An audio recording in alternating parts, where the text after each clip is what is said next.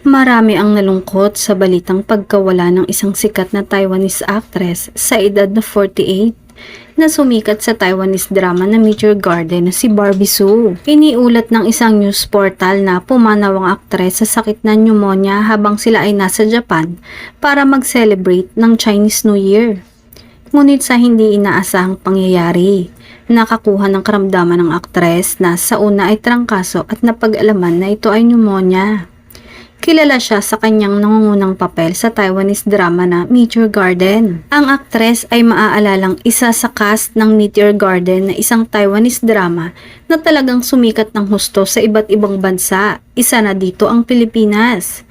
Unang umere ito sa Pilipinas noong May 5, 2003 na inabangan ng marami at talagang kinabaliwan ng nakakakilig na love story ng mga bidang love team na si Barbie Su bilang Sanchay at Jerry Yan bilang Daming Se.